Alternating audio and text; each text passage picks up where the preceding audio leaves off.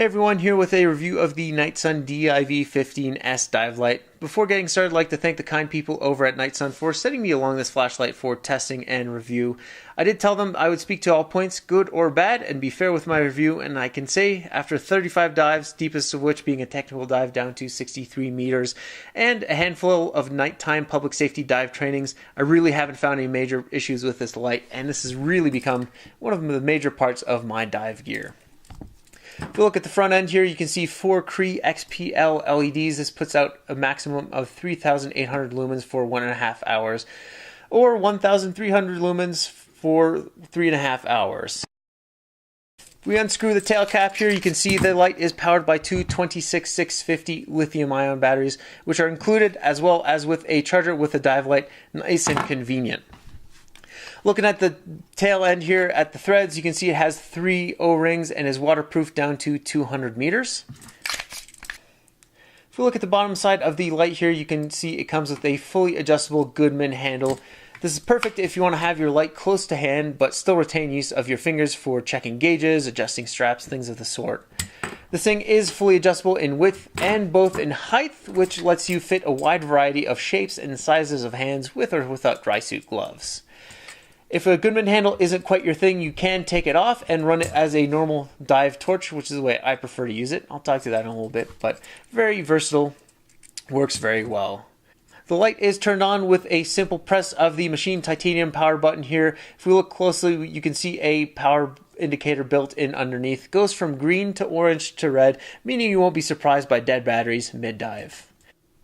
As soon as I picked up this light for the first time, I was immediately impressed by how nicely it felt and how nicely constructed it was. Looking closely, you can really see the time, effort, and expertise that went into making this light. It carries on to the small details like the threading, which are cut nice and smoothly. Unlike cheaper lights, I've never had any issues with unscrewing or screwing this back on and cross-threading, which is a constant issue with some of my other lights. The handle has a nice gridded texture here, which is not too aggressive, but it does provide a really good amount of grip, especially when you're using this as a normal hand light. And it's not overly aggressive where it's going to start to braid your gear or start to get snagged on their stuff. The switch has a perfect amount of tension where it's not too hard to press or change modes, but not so easy that it gets accidentally turned on during your dive or accidentally in your gear bag. I also really appreciate the simplicity of modes on this light. It is high, low, or off, nothing else. Unlike some of my other dive lights where I'm constantly fishing through a handful of different modes or going into some crazy strobe mode or SOS mode that's completely useless, this thing is just nice and simple to use, and I don't find myself frustratingly trying to find the mode I want underwater. I was initially a little bit worried about the performance of the 4 emitters and that the beam pattern would be too wide to be really usable in murky waters. I found it to be a good balance between flood and throw and really performing well in super high visibility over 100 feet or down to 20-30 feet. One of my favorite features in a primary dive light has become field swappable batteries. Unlike my old primary dive light here, which can only be recharged on the surface, takes about 2 hours. This thing can be changed within a matter of seconds during your surface interval. Especially when the batteries get old and tired and don't hold a very good charge, this thing I have to send back to the manufacturer, pay quite a bit of money for them to replace the batteries and have it sent back. Rather inefficient. This thing, batteries can be found for about 15 to 20 bucks, extremely affordable. You can get a couple sets on your dive and you don't have to worry about running out of power underwater. As hard as I tried, I can only find a few minor issues with this light. First of which is more of an issue of personal preference, but the long body on this light doesn't lend itself very well to the use with Goodman handle. Personally, I prefer to have my light out at a little bit of an angle. I do dive with my hands out in front of me, clasped kind of close to my chest, and I found that I had to have the tail either to one side or the other to be able to use the light comfortably.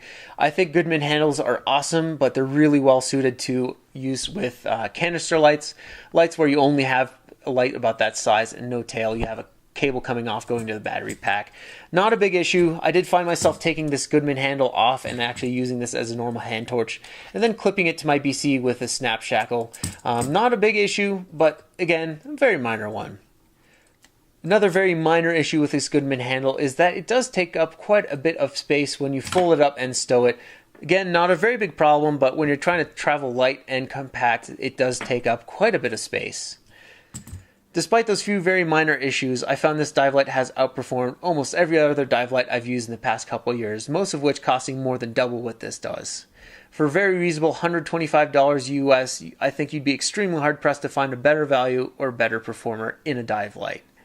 This light has really proven itself to be an extremely amazing performer and has become an indispensable part of my dive gear and one of my go-to dive lights.